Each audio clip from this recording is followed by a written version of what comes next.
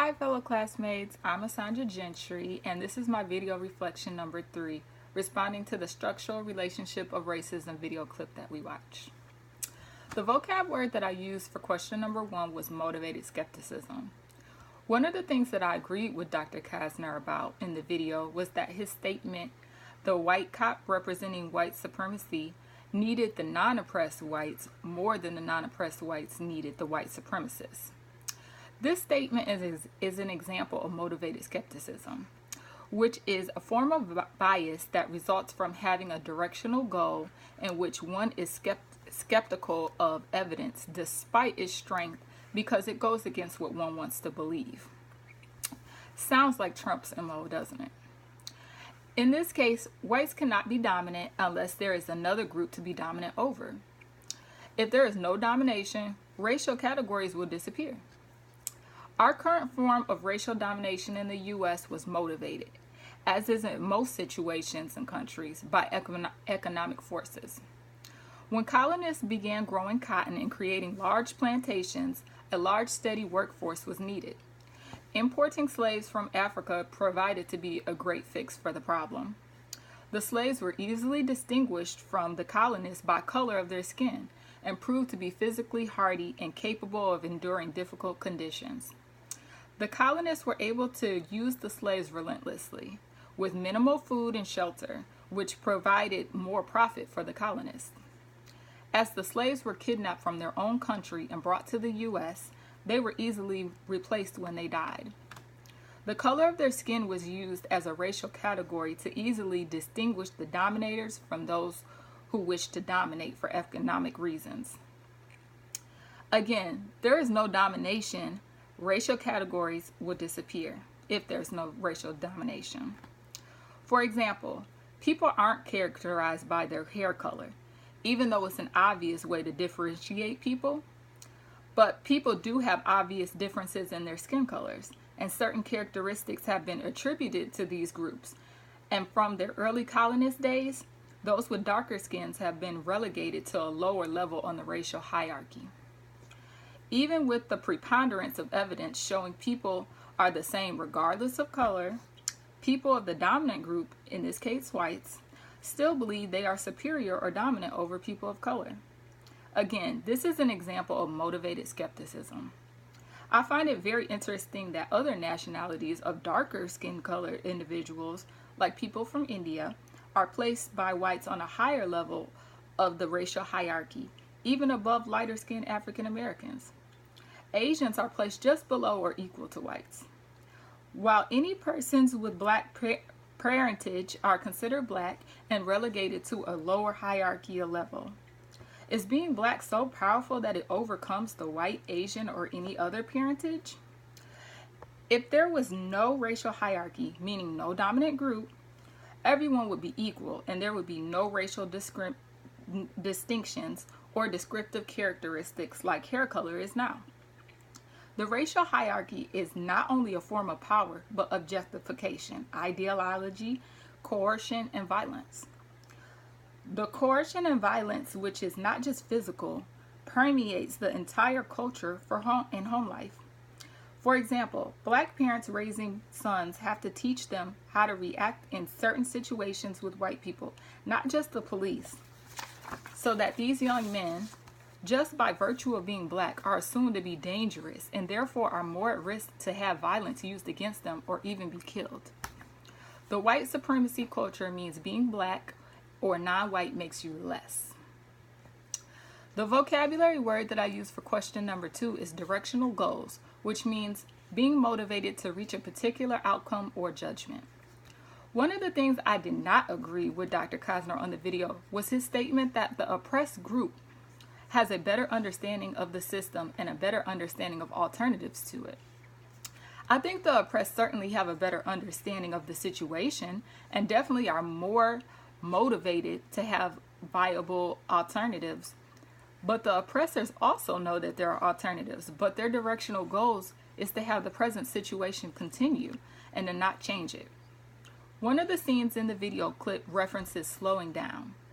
I think it refers to a time in history when the white supremacy is less evident and there is less token movement towards equality. The most provocative portion of the clip for me was the reference to the bedroom, which in my mind reflects one of the most incendiary aspects of racial divide. White men have historically feared non-white men sexually interacting with white women and quote unquote diluting the whiteness. In stark contrast, it is in fact historically that it's been the white male who has forced himself on non-white women. Thus, by their own definition, having any percentage of black parentage means you're black. It means they are increasing the very people that they despise, meaning non-whites. The vocabulary word that I use for question number 3 is heuristic, which is the likelihood of an object belonging to a category is evaluated on the extent to which an object appears similar to one's mental representation of the category. The vocabulary word is primed is also used, which means a process by which a concept or behavior is made more cognitively accessible or likely to occur through the presentation of an associated concept. People are primed by news stories, cinematic portrayals of a stereotype or a specific race or ethnicity, so that when we as individuals encounter real life representations of that group, our representative heuristic likely identifies those characteristics we are familiar with to that individual. This all comes into play in how people think about others in their social world. The schema we have regarding certain groups or individuals may be right or wrong, but they automatically come into play when we encounter that group, even with new updated information. That's how racism that was learned in the past continues. Even though schemas are immensely useful in saving time, they may prevent you in taking the time to find out that an individual or situation does not fit the schema that you have. For example, in slavery times, light-skinned blacks were passed for white and attributed all of the positive characteristics associated with being a part of the dominant white hierarchy. But when exposed to being part of black lineage, those same people were immediately attributed with the negative attributes of black stereotypes. The role that individuals have in maintaining structural social relationships is that our efforts to end white supremacy to be truly effective, individual struggle to change consciousness must be fundamentally linked to collective effort to transform those social structures that reinforce and perpetuate white supremacy, which is the Bell Hooks quote in the video. Needed change only occurs by social groups and resistance. That is true because race is a category. Like a group to change or change groups of categories, you need a group to change it. But one individual can spark and lead group change, like Dr. Martin Luther King. Yes, I do think that white supremacy creates a situation where the dominating group becomes more dependent on the group that is dominating rather than the other way around. For example, in the U.S., whites dominated the black slaves. In Europe, land barons dominated the serfs. And in South Africa, where a small minority of whites dominated vast numbers of blacks. All three examples dominated these groups for economic gain and as a way to maintain their dominant status. Remember, without an upper class, there is no lower class. Everyone would be equals. My vocabulary words for question number 4 are implicit and explicit attitudes, meaning an attitude that a person cannot verbally or overtly state versus an attitude that is consciously held and can be reported on by the person. Yes, I found Dr. Cosner's analysis persuasive, probably because his thoughts align with my own.